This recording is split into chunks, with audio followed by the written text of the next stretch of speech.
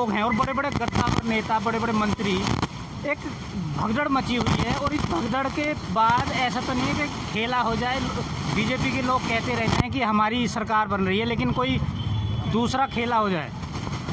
देखो, जब मोदी जी की लहर आई थी तो हमारे जो माननीय अभी विधायक जी हैं यहाँ के, उससे पहले उनको कोई नहीं जानता था। जब मोदी जी की लहर, एक ब्रांड है, मैं मानता हूँ, भारत के प्रधानमंत्री हैं, बहुत काफ़ी बड़ा नाम है। जब उनकी लहर आई तो उस लहर में सभी विधायक बने, जिन्हें जानते थे उनको भी, जिन्हें नहीं जानते थे उनको भी। ट्रैफिक जाने तो ट्रैफिक लग गया है, जिन्हें जानते थे उन्हें भी और जिन्हें नहीं जानते थे उन्हें भी, सबको विधायक बने। लेकिन अभी जो दूसरा चेहरा अभी उभर के आ रहा है लोनी में, वो मदन भैया का नाम आ रहा है। और वो, मैं ये नहीं कह रहा वो जीतेंगे या हारेंगे, लेकिन वो टक्कर देने में सक्षम है। टक्कर है, कुल मिला के लोनी में टक्कर है, बिल्कुल टक्कर है और रहेगी। इसका थोड़ा 2-3 दिन बाद ही मतलब परिणाम सब जगह दिख जाएगा। अभी तो स्पष्ट नहीं है, खुद बीजेपी कंफ्यूज है किसे दें किसे छोड़ें। अभी कंफर्म नहीं है, ऑफिशियली टिकट कंफर्म नहीं हुआ है। जी, आपके विचार जानना चाहेंगे थोड़ा सा? पार्टी का आदमी है, कोई बात नहीं, पार्टी का मैं कमेंट करना। जी, आप। मैं एक बात और बताना चाहूँगा आपको। देखिए, हमारे भाई ने कहा कि नंदकिशोर गुर्जर को कोई नहीं जानता था। जी जी। छात्र जीवन से नंदकिशोर गुर्जर राजनीति कर रहे हैं और छात्र जीवन में जितनी बड़ी राजनीति नंदकिशोर गुर्जर ने की है इस क्षेत्र के लिए, इतनी राजनीति शायद किसी ने नहीं की है। और छात्र जीवन से ही संघर्ष का जीवन उनका रहा है। मेरा एक आपसे एक सवाल है कि बीजेपी ने कहा था कि सबका साथ सबका विकास, लेकिन यहाँ जनप्रतिनिधि के जैसे बयान आते रहे, केवल एक वर्ग को टारगेट होता, आपने देखा होगा, वीडियो वायरल भी हुई। तो इसके बारे में आपके विचार जानना चाहेंगे कि क्या एक बार कोई व्यक्ति प्रधानमंत्री बन गया या मुख्यमंत्री बन गया या विधायक बन गया तो वो तो सभी का विधायक है, कोई पर्टिकुलर एक वर्ग का नहीं है, तो सभी वर्ग की बात करनी चाहिए। देखिए, मैं एक बात आपसे कहना चाहूँगा, अगर कोई ऐसा बयान है, मैंने तो नहीं देखा है, अगर वो तो ऐसा पूरा नहीं, मैं वही बता रहा हूँ, ऐसा कोई अगर बयान है तो वो गलत है। लेकिन एक वर्ग के लिए नहीं है, नंदकिशोर गुर्जर उस वर्ग में भी काफ़ी लोकप्रिय हैं और उस वर्ग के लोग भी नंदकिशोर गुर्जर के साथ हैं, नंदकिशोर गुर्जर को वोट दे रहे हैं। जी, मैं आपसे जानना चाहूँगा, जैसा उनके बयान आते रहे एक वर्ग के लिए स्पेशल कि भाई लोन नहीं होगी, दिल्ली में जाके बेचो, तो आपके विचार से सही है या गलत है? जो देखिए, ये व्यक्तिगत चीज़ है कि मैं वेजिटेरियन हूँ या नॉन वेजिटेरियन हूँ। अगर बात करें, अगर मैं खाऊंगा, 72% इंडिया में लोग नॉन वेजिटेरियन है, जिसमें कि 17.5% मुस्लिम है, बाकी सारा अदर वर्ग है। सभी खाता है। अंधेरे में तो वैसे जो कहता है कि दिन के उजाले में मैं नहीं खाता, वो अंधेरे के उजाले में खाता है। ठीक है, चलो अगर यहाँ से वो एक व्यवसाय बंद हो जाए तो उससे क्या फ़र्क पड़ेगा? लोनी की जीडीपी पे भी फ़र्क पड़ेगा ना। बिल्कुल। भारत में जो टॉप 10 जितने भी कत्ल खाने वो बड़े बड़े लोगों के, वो सपोर्ट करते हैं बीजेपी को। नेट पे सर्च कर सकता है, मैं अपनी राय नहीं दे रहा। ठीक है, तो जितने भी कत्ल खाने, जिसमें से जितनी लाखों पशु मरते हैं डेली, वो किसके सहारे पे मरते हैं? वो सरकार चला रही है ना, लाइसेंस देके। तो अगर लोनी से बंद कर देंगे तो क्या फ़र्क पड़ेगा? ज़्यादा ज़्यादा वो व्यवसाय बंद हो जाएगा, लोग बाहर से ला के खाएंगे। लेकिन खाएंगे जिन्हें खाना को, जैसे किरण रिजिजू है, गृह राज्य मंत्री रहे थे, उन्होंने साफ कहा था भाई मैं तो बीफ खाता हूँ, खाऊंगा। तो अब ये बताओ, उन्हें हटा देना कि खाने वाला तो खाएगा, चाहे वो बाहर, उससे लोनी की इकोनॉमी गिरेगी, क्योंकि खाने वाला फिर दिल्ली जाके लाएगा। और एक जो चिकन कॉर्नर चला रहा है वो अपने बच्चे पाल रहा है, तो कहीं ना कहीं पेट पर लात है या नहीं है? देखिए, हो सकता है व्यक्तिगत किसी की क्या राय है, लेकिन ये एक मौलिक अधिकार है, मेरा भोजन क्या है मैं उसे यूज़ कर रहा हूँ। और ये बिल्कुल गलत है, किसी का भोजन हम बंद नहीं कर सकते। हम रोजगार भी बंद नहीं कर सकते। देखिए, वो एक ही बात है, इसमें हिंदू भी खाता है, मोमडन भी खाता है, इसे तो बंद करना ये गलत है। आप साफ सफाई की बात करिए, अच्छी जगह की बात करिए, उसकी व्यवस्था बनाइए, लेकिन बिल्कुल किसी चीज़ को ख़त्म नहीं कर सकते। मैं एक चीज़ और जानना चाहूँगा कि आपने कहा कि भाई योगी जी आएंगे, एक कड़वा सवाल है थोड़ा सा जी। बड़े बड़े मंत्री, नेता और सत्ताधारी, आपका भी मैं विचार जानना चाहूँगा कि सवाल तो सत्ता से ही पूछा जाएगा, जो सत्ता में नहीं उससे नहीं पूछ सकते। तो मंदिर सब जाते हैं, गुरुद्वारा सब जाते हैं। इस उत्तर प्रदेश की कोरोना में आपने हालत देखी थी, यहाँ के हॉस्पिटल का दौरा किसी ने नहीं किया। और स्कूल की हालत उत्तर प्रदेश का आप देख सकते हो, उनका दौरा कोई मंत्री नहीं करता, हॉस्पिटल का दौरा नहीं करता। केवल गुरुद्वारा और मंदिर और मस्जिद की बात, उससे अलग विकास की बात नहीं हुई है। देखिए, कोरोना पीरियड में उत्तर प्रदेश में मैं और नहीं जानता, लेकिन लौनी के विधायक नंदकिशोर गुर्जर बराबर 24 घंटे अपने क्षेत्र में रहे हैं, जगह जगह हॉस्पिटलों में गए हैं। हम उत्तर प्रदेश की बात कर रहे हैं, अभी लौनी की बात में करेंगे। मैं वही बता रहा हूँ आपको, नंदकिशोर गुर्जर बराबर पब्लिक के संपर्क में रहे हैं और हर जगह गए हैं। और योगी जी ने पूरे उत्तर प्रदेश में 24 घंटे उस चीज़ पर नज़र रखी है और पब्लिक को पूर्णतः हर तरह की मदद दी है। इसमें आपका विचार जानना चाहूँगा कि कोरोना,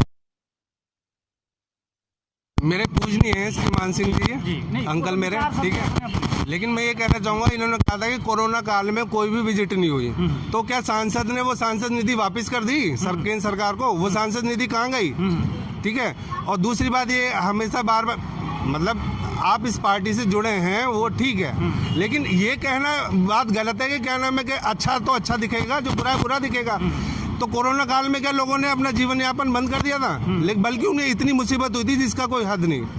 ठीक है, मैं आपसे जानना चाहता हूँ, कोरोना काल में सरकार कहीं ना कहीं फेल हुई या नहीं? सरकार फेल पूरी तरीके से नहीं कह सकते। ऐसा नहीं है कि मैं बिल्कुल खिलाफ हूँ बीजेपी के, सरकार के, सरकार प्रधानमंत्री वो सबके हैं, लेकिन इस मायने में ये कहना बिल्कुल सच है, क्या नाम है, कहीं ना कहीं इतने वो बैक पे चली गई थी कि लोगों को मोहताज कर दिया था। जो मूलभूत आवश्यकता होता है खाने के लिए, स्कूल एजुकेशन पे कभी जोर नहीं दिया। वहीं केजरीवाल चिल्ला चिल्ला के कहता है, पूरा इंडिया को बोलता है, यहाँ तक कि जब अभी प्रेसिडेंट आए थे यूएस के, तो उनकी वाइफ ने उन्होंने कहा था कि मुझे केजरीवाल के स्कूल देखने हैं, तो उसने देखे, मोदी जी ने बहुत रोका लेकिन रुक नहीं पाई वो, और उन्होंने देखा, वहाँ जाके अमेरिका जाके उन्होंने उसकी तारीफ करी कि भाई केजरीवाल के जो स्कूल खोले वो वाकई में बेहतरीन है, जो गवर्नमेंट स्कूल है। यहाँ के सरकारी स्कूलों का बुरा हाल है, एजुकेशन कुछ लेवल नहीं। हेल्थ एजुकेशन में आप सरकारी प्राइमरी स्कूल में चले जाइए, बारिश में आपको नाव से डॉक्टर के पास जाना पड़ेगा, घुटने से ऊपर तक पानी है। वहाँ तो ध्यान नहीं गया नेताजी का, किसी का, ना एजुकेशन पे गया ना हेल्थ पे गया, जो मूलभूत आवश्यकता। खाली ये कह देना धर्म, आज भी योगी जी का एक चला था लाइन कि खिचड़ी खिलाएंगे भगवान को। यार भगवान जी को खिचड़ी सब खिला रहे हैं, इसका मतलब ये थोड़ी ना कहना में उसको ट्वीट डाल दो। एक अभी योगी जी ने 80% और 20% की बात और कर दी है, जो एक नया मोड़ ले रही है राजनीति। अब जाहिर सी बात है, वो मुख्यमंत्री जी हैं, कुछ भी कह सकते हैं। आपसे जानना चाहूँगा, 80% 20% की बात भारत में करने की, जो 80% और 20% की बात है, योगी जी का कहना जो है उसे लोग तोड़ मरोड़ करके पेश कर रहे हैं। 20% में वो लोग उन्होंने कहे हैं जो जिनकी आदत है हर वक्त विरोध करने की। 80% में वो लोग हैं जो देश का विकास चाहते हैं, प्रदेश का विकास चाहते हैं, अपने क्षेत्र का विकास चाहते हैं। 80% में वो उन्होंने गिनती गिनी है। मैं एक लास्ट सवाल और लूँगा आपसे कि उत्तर प्रदेश में एक बहुत बड़े मंत्री ने एक बयान दिया था कि अयोध्या की बारी है और अयोध्या में निर्माण जारी है और मथुरा की बारी है, तो क्या ऐसे चुनाव जब आ रहा था तो ये बयान देना जरूरी था, या ये उनका निजी बयान था या सरकारी बयान था? देखिए, ये अपना निजी बयान हो सकता है उनका, लेकिन मैं एक बात कहना चाहता हूं कि अगर वो काशी, मथुरा और अयोध्या की बात करते हैं तो ये उनका मूलभूत अधिकार है, मौलिक अधिकार है, वो उससे जुड़े हैं, उनकी आस्था है, और वो इस पर जो भी बयान दे रहे हैं वो उनका व्यक्तिगत अपना विचार है। लेकिन युवा की बात नहीं की जाती, रोजगार की। अभी आपके संज्ञान में भी होगा, उत्तर प्रदेश में करीब 8 से 9 पेपर आउट हो गए लीक, और वो भर्तियां अटक गईं। अब चुनाव आ गया, युवा ने फॉर्म के लिए पैसा भी भर दिया, जबकि सरकार ये दम भरती थी कि हमारी सरकार में पत्ता तक नहीं हिल सकता, लेकिन पत्ता तो दूर की बात है, पूरा पेपर हिल गए, और एक नहीं 8-9। और अभी रिसेंटली टेट का और SI दरोगा जो उत्तर प्रदेश का हुआ था, तो ये युवा जो पैसे डाल देता है, 600 रुपये का फॉर्म भर देता है, 500 रुपये का फॉर्म भर देता है, फिर टाइम आता है एग्ज़ाम का, एग्ज़ाम देता है, पता चला पेपर आउट हो गया, फिर तैयारी करता है, फिर वेट करता है, इतने में उसकी एज, टाइम और हरासमेंट ये निकल जाता है। तो इतने पेपर आउट तो अखिलेश सरकार में, पुरानी पीछे भी चलें, मायावती सरकार में कभी नहीं हुआ। देखिए ऐसा है, मैं आपको एक बात बता दूं इस पर कि जो पुराना जो समय चला गया पीछे, जो उसमें हमने की करके बीज बोए हुए हैं, तो उन्हें उसकी जड़ खत्म करने में बहुत लंबा समय लगेगा। ये 5 साल में वो खत्म नहीं हो सकता। तो ही नहीं कहते सरकार के अंडर ही तो मैं वही बता रहा हूँ, अफसर जो भी हैं वो पुरानी जो रीति नीति थी एकदम उसे खत्म नहीं कर सकते, क्योंकि सरकार का जब अफसर को डर ही नहीं है, 5 साल सरकार हो गई, इसका मतलब अफसर को भ्रष्टाचारी जो अधिकारी है उसे डर ही नहीं है सरकार का। सबका साथ सबका विकास, विकास जो डेवलपमेंट की मीनिंग है बीजेपी में, वो है आपका मंदिर, आपको गाय हत्या, और आपका क्या नाम है, आपने अगर कुछ प्रशासन के खिलाफ बोले तो आप देशद्रोही। विकास का मतलब ये है, इनका विकास का असली मायने है एजुकेशन, हेल्थ, आपको कितना आपको रोजगार मिला, आप कितने मूलभूत आवश्यकताएं जो आपको बिजली पानी वो मिली। सड़कें क्या पहले नहीं बन रही थी? सड़कें पहले भी बन रही थी भारत में। भारत चौथी बड़ी अर्थव्यवस्था रह चुका है बीजेपी के आने से पहले, वो सब कुछ रहा। इकोनॉमिक पावर में भी परमाणु संपन्न देश बना है भारत कांग्रेस के टाइम में। कुछ बोलना चाह रहे हैं, इनके मन में चला है, कुछ बोलो जी। मैं ये कहना चाहता हूँ बस, चाहे नंद किशोर गुर्जर जी हो या मदन भैया हो, जो हमारे देश के विधायक हो ना, जो अच्छे होने चाहिए बस। कैसे अच्छे? मतलब अच्छे किस टाइप के? अच्छे इस टाइप के होने चाहिए कि मतलब कि लोगों में विकास लाना चाहिए। विकास की बात, विकास आना चाहिए। विकास की बात कर रहे हैं, युवा जो है विकास की बात कर रहा है जी। हम भी वोट दें, हम भी तो कह रहे हैं। जी, बताइए। विकास बढ़िया से बढ़िया अब से पहले कभी नहीं हुआ ना। मुझे लगता है अगर मोदी या योगी चले गए, बात नहीं चल रही लोनी, और किसकी बात चल रही है? लोनी मोदी संभाल रहा देश को, कौन सा लोनी और उत्तर प्रदेश, इनकी बात होगी। लोनी उत्तर प्रदेश की बात चल रही है। अगर मोदी नहीं चला तो फिर मुख्यमंत्री की जरूरत क्या है उत्तर प्रदेश में? उत्तर प्रदेश में मुख्यमंत्री की जरूरत नहीं है, फिर ना राज्य मंत्री की जरूरत होगी, ना विधायक की जरूरत है। सिर्फ मोदी जी वहीं से ऑर्डर करेंगे, सब पास हो जाएगा। जाहिर सी बात है, भयमुक्त। पहले तो आपको ये अंदर डर बैठा दूं मैं आपके अंदर में, आप डरे हो, फिर मैं बोलूँ आप भयमुक्त समाज है। तो वही बात है, आप चोर हैं, कहीं ना कहीं एक्सेप्ट करोगे हाँ मैं चोर हूँ, ठीक है, अब चोरी करना पाप है। वही वाली बात है, भयमुक्त का किस चीज़ का? उससे पहले नहीं जीवन यहाँ पर 50-50 60 साल के लोग हो गए, तो ये कैसे इतने बड़े वर्ग हो गए? कांग्रेस जीतते तो सड़क पे ये ले लंबे, ये ले मोटे, ये ले बढ़िया, वो बढ़िया जीवन था, वो जीवन बढ़िया था। लड़कियों को तरह की यातनाएं से बोलने दो। वही समाज लाना चाह रहे हो दोबारा, सुन लो ना उनकी, वही चाहिए तो दे देना उसे, हमें क्या लेना देना है? हम तो बुजुर्ग हो गए 65 साल के, हमारा क्या है? मैंने वही बोला ना कि क्या नाम है, आप पहले भय बना दो अंदर, उसके बाद में उस भय का डर हटा दो। जीने का क्या मतलब है? अब एक समुदाय को बुरा बना दो। मैं साफ स्पष्ट रूप से कह रहा हूँ कि जाहिर सी बात है, मोमडन को आप बुरा बना दो कि जब भी मोमडन कुछ भी बोलेगा तो पाकिस्तान चला जाए। अरे भाई पाकिस्तान ये चले जाए ना, अटल बिहारी भी तो पाकिस्तान के हैं, उन्हें नहीं बनाया। स्पष्ट तो इनकी राजनीति दिखती है ना। जब वो प्रेसिडेंट बनने लायक थे तो उन्हें प्रेसिडेंट बनाया नहीं, उन्हें उतार के दूसरा दलित वोट लेने के लिए आप बिहार से उठा के गवर्नर लिया आपको आपने प्रेसिडेंट, जबकि वो सबसे ज़्यादा डिजर्व कर देते हैं। आडवाणी जी प्रेसिडेंट बनने लायक। अब हम बात करेंगे कि बीजेपी सरकार को उत्तर प्रदेश में आप 10 में से कितने नंबर देंगे? वहाँ तो नंबर देने की बात ही नहीं बनती ना। जब आप भय बना रहे हो आप समाज में, तो किस बात के नंबर मिलने चाहिए? ये जो बात कर रहे हैं आप समझे कि देखिए, मैं एक बात कहना चाहता हूँ कि ना तो भारतीय जनता पार्टी कभी भय बनाती है। भारतीय जनता पार्टी जो विकास कर रही है, क्या ये सड़क भारतीय जनता पार्टी के अगर शासन में बनी है तो क्या इस पर हिंदू ही चलेंगे? इसमें हिंदू भी चलेगा, मुसलमान भी चलेगा, सिख भी चलेगा, ईसाई भी चलेगा। भारतीय जनता पार्टी के शासन में ये बताइए कहीं दंगा हुआ है क्या उत्तर प्रदेश में?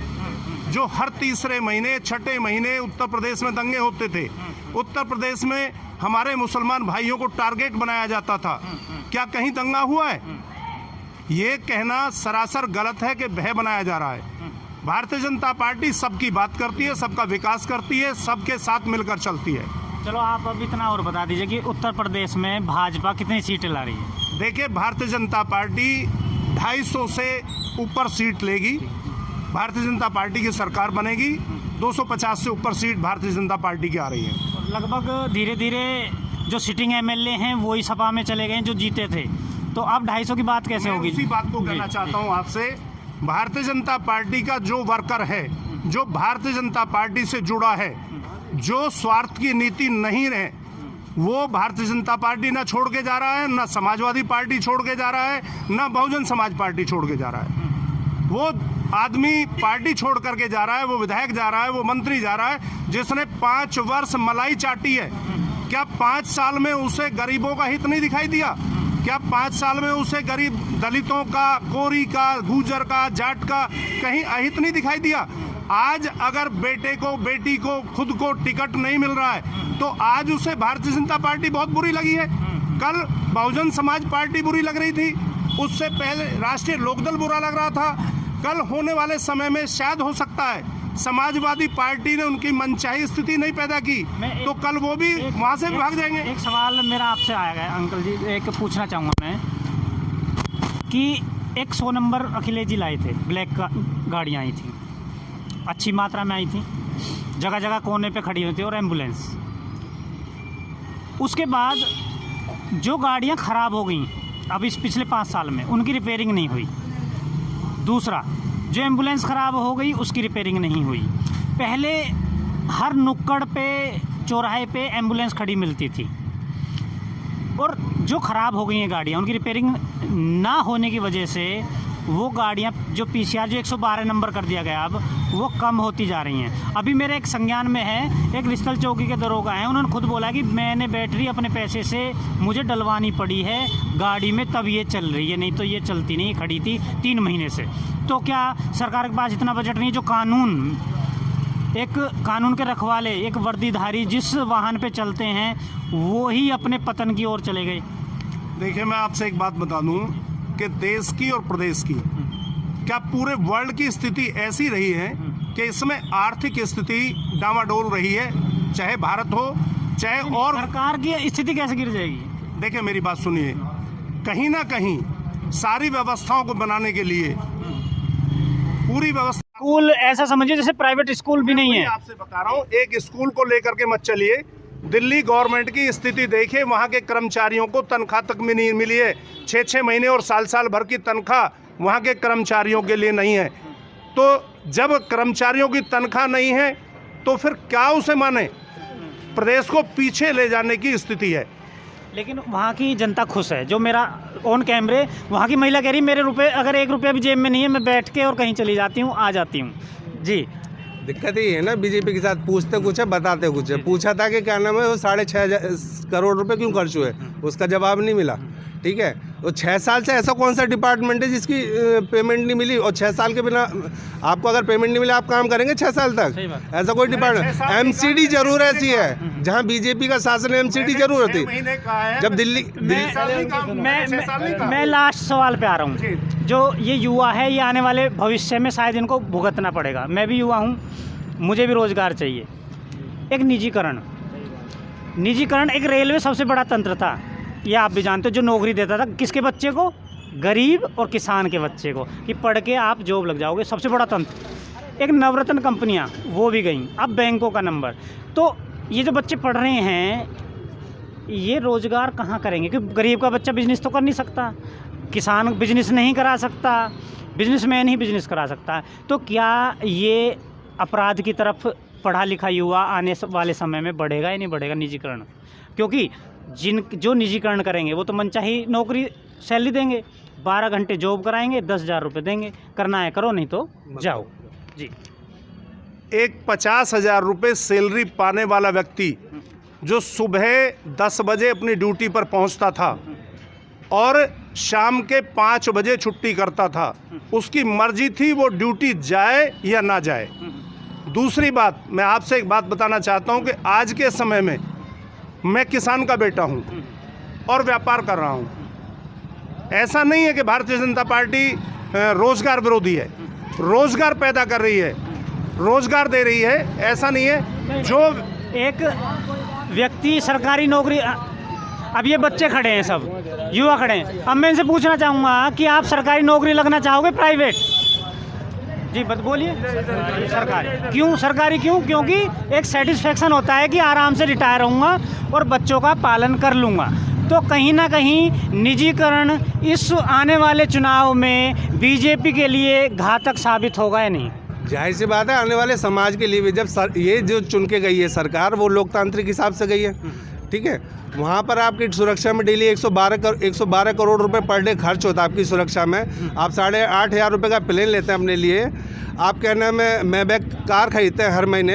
यहाँ तक पंजाब का मुख्यमंत्री कोई भी हो, वो कोई मना नहीं कर रहा। मतलब जितना राजस्व है सब जितना लुटाना चाह सकते हैं लुटाओ, लेकिन हम आपको नौकरी नहीं देंगे। यहाँ तक कि अडानी को इतना सौंप दिया कि रेलवे पे जहाँ भारतीय रेल लिखा आता था वहाँ पे अडानी लिखा आता है। यानी निजीकरण का मायने आप है ना चंद लोगों के पूंजीपति वर्ग के हाथ में सत्ता सौंप दो और हम बैठे रहे, हम आपको पंगु बना देंगे, हम आपको ऐसे खेल में फंसा देंगे, हिंदू मुसलमान के कार्ड में फंसा देंगे, आपको डर बैठा देंगे कि भाई आप उसमें इल्झे रहो।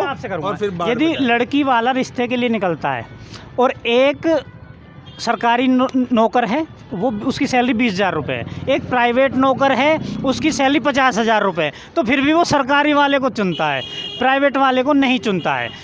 तो क्या आने वाले समय में ये युवा का भविष्य जो पढ़ रहे हैं वो आप कह सकते हो कि पतन की तरफ जा रहा है, नहीं जा रहा? देखिए, आज युवाओं में, मैं नोएडा में एक वर्कशॉप चलाता हूं अपना जी। आज युवाओं में जितना प्राइवेट जॉब की तरफ रुझान है इतना सरकारी जॉब की तरफ नहीं है, क्योंकि जब से पेंशन ख़त्म की है, जब से सैलरी भी तो बढ़ गई। सैलरी देखिए, सैलरी प्राइवेट जॉब में इतनी ज़्यादा है कि सरकारी जॉब में नहीं है जितनी प्राइवेट कंपनियों में सैलरी है। एक आखिरी सवाल फिर ख़त्म करते हैं, वीडियो लंबी हो गई। जो हाँ बिल्कुल ठीक है, और 8,000 रुपये सैलरी है, मात्र 8,000 रुपये, 10,000 रुपये सैलरी दे रहे हैं। मैं बैंकर हूँ, ठीक है, जना स्मॉल फाइनेंस बैंक में मैंने काम करा। 22,000 रुपये तनख्वाह थी, आज की डेट में मेरे को 8,000 रुपये तनख्वाह मिल रही है। वो भी मारा फिर रहा हूँ, कोई तनख्वाह नहीं है, कुछ नहीं है। और सारी कंपनियां, फाइनेंस कंपनियां सारी डूबती भी जा रही है, रोजगार और सब कुछ रोजगार बहुत ही ज़्यादा खत्म हो चुका है। और मानो या मत मानो, रोजगार बहुत ज़्यादा खत्म हो, महंगाई कमाई वही है। और महंगाई आप अगर देखें, 90 रुपये तेल था, सरसों के तेल, वो 190 रुपये हो गया। कहीं ना कहीं 100% महंगाई बढ़ गई। महंगाई मुद्दा रहेगा दूसरा, और किसान आंदोलन। ये दो मुद्दे ऐसे तो नहीं है जो बीजेपी को ले डूबेंगे अब की बार? दो चीज़ें एक साथ नहीं मिलती हैं। मेरे घर में सरसों पैदा हुई, मुझे सरसों का रेट, लेकिन किसान को रेट वही मिल रहा है अभी, 36 रुपये किलो। देखिए, मुझे अपने उत्पादन का रेट ज़्यादा चाहिए। हर व्यक्ति कोशिश करता है, किसान भी कोशिश करता है कि मेरा गेहूँ 2,500 रुपये बिके। किसान का नहीं बढ़ा। इनकी बात मैं काटता हूँ थोड़ी सी। हर कोई आदमी, हर कोई व्यक्ति, और हम जैसा युवा, वो यही जीवन में बस हमेशा यही सोचता है कि मैं आगे बढ़ूं और मेरे को ज़्यादा से ज़्यादा प्रॉफिट हो, हर चीज़ में नौकरी हो, या फिर मैं कोई भी बिजनेस कर रहा हूँ उसमें हो, ये किसान हो, हर किसी के लिए। एक बात के लिए तो मैं भी अपने कहूँगा कि किसान को वही 36 रुपये मिल रहा है कि सरसों, और बीच का मार्जिन कहाँ गया? अगर बात करें 3 किलो सरसों में 1 किलो तेल निकल जाता है, और चार मान लो, और 3 किलो के करीब खली निकल जाती है। खली की भी वैल्यू होती है। तो किसान की आमदनी वहीं की वहीं रह गई और महंगाई बढ़ गई। बस मैं आपसे एक सवाल आखिरी ये पूछना चाहूँगा कि किसान आंदोलन और महंगाई का नुकसान बीजेपी को होने वाला है या नहीं? देखिए, किसान आंदोलन जितना भी चला, उसमें पहली बात तो किसान 40% भी नहीं थे। उसके साथ साथ जो किसान आंदोलन से आप कह रहे हैं कि उससे फ़र्क पड़ने वाला है, आज फ़र्क तो पड़ता है। कहीं ना कहीं किसान तो थे, वो तभी तो मोदी जी ने वापसी ले लिया। जब किसी चीज़ को बार बार आप रिपीट करेंगे, ये देश की सुरक्षा से जुड़ा हुआ मुद्दा बन गया था, और चारों तरफ के रास्तों पर, क्योंकि भारतीय जनता पार्टी। आप ये बताइए कि फ़ायदा होने जा रहा है, नुकसान? देखिए, मैं इस बात को नहीं मानता कि नुकसान होगा, फ़ायदा होगा। आपका लास्ट विचार जानना चाहेंगे, किसान आंदोलन और महंगाई के मुद्दे से क्या बीजेपी को ले डूबेंगे दो मुद्दे? सब लोग जान रहे हैं, सब समझ रहे हैं। अगर ऐसा नहीं होता तो मदन भैया का नाम नहीं आता वर्तमान में, ठीक है। मदन भैया खड़े हो रहे हैं इस बार, तो जाहिर सी बात है लोगों ने खड़ा करा है, वो अपनी मर्जी से खड़े नहीं हो रहे।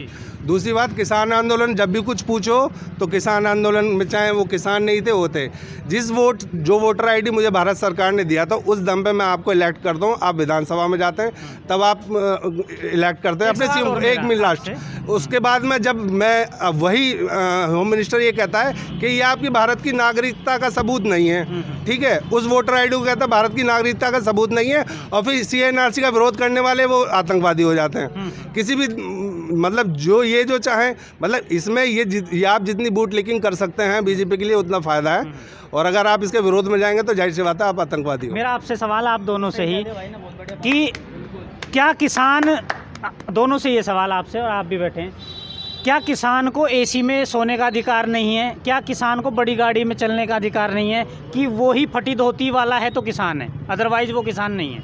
आप सरकार के विरोध में कोई भी काम करोगे, अगर मतलब लोकतंत्र में विरोध का पूरा अधिकार है, आप आलोचना होती है, प्रधानमंत्री की होती है, जो सत्ता पे होता है उसी की होती है, लेकिन आपने उसको एक ऐसा मूर्त बना के पेश कर दी, तमेव माता च पिता तमेव, तो जाहिर सी बात है फिर आपको बुरी लगेगी, मिर्च लगेगी। लोकतंत्र में आलोचना नहीं होगी तो देश आगे बढ़ ही नहीं सकता।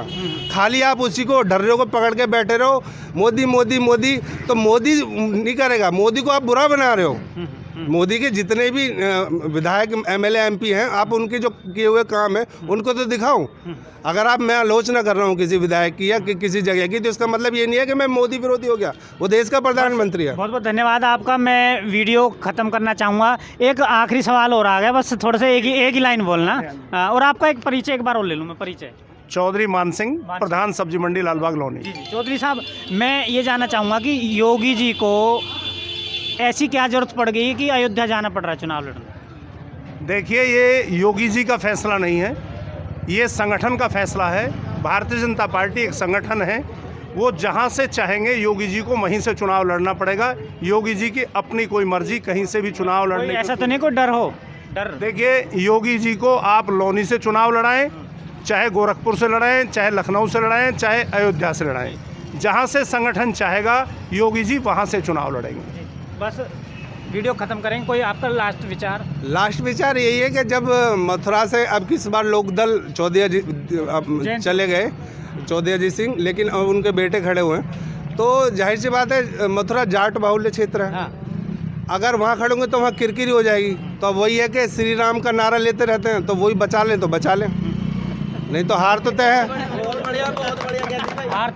हार तो तय है। यहीं से आपको मालूम हो जाएगा लोनी से कि आप किसी भी इलाके में चले, मोमडन इलाके में चले, हिंदू इलाके, मदन भैया का नाम पूछ के देख लो कैसे हैं। आपका परिचय और हो जाए। मेरा नाम संजीव कुमार है। संजीव कुमार जी और चौधरी साहब का बहुत बहुत धन्यवाद। बस 2 ही लाइन में।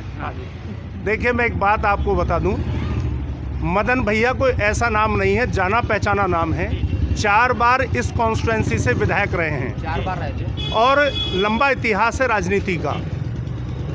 ना कोई उनका विरोधी है, वो ऐसे व्यक्ति नहीं है, बहुत अच्छे व्यक्तित्व के धनी हैं। और मैं एक बात बता देना चाहता हूं कि इस चीज़ को राजनीति में ना ले जाएं, क्योंकि मदन भैया इस क्षेत्र के एक अच्छे व्यक्ति हैं और उनका इतिहास बहुत अच्छा रहा है। तो अब यही बता दीजिए वो जीत रहे हैं हार रहे हैं? देखिए, मैं ये नहीं कहना चाहता, क्योंकि ये पब्लिक पर डिपेंड करता है कि पब्लिक क्या चाहती है। ना नंदकिशोर गुर्जर कम है, ना मदन भैया कम हैं। मैं दोनों की बात कहना चाहता हूँ, ये पब्लिक पर डिपेंड करता है, पब्लिक आने वाली 10 तारीख में क्या रिजल्ट आउट करेगी। बिल्कुल, धन्यवाद चौधरी जी का और संजीव जी का। जैसा कि लोनी का सर्वे हम आपको दिखा रहे हैं, सबके अपने अपने विचार हैं। बाकी चुनावी ऊँट है, किस करवट बैठेगा ये आने वाले समय में पता चल ही जाएगा। और लोगों का जो भाईचारा है वो ऐसा ही बना रहे। सबकी अपनी जो मतदान की सबकी अपनी ताकत है, उसका प्रयोग करें। मैं इन्हीं शब्दों के साथ धन्यवाद करता हूँ। जय हिंद, जय भारत।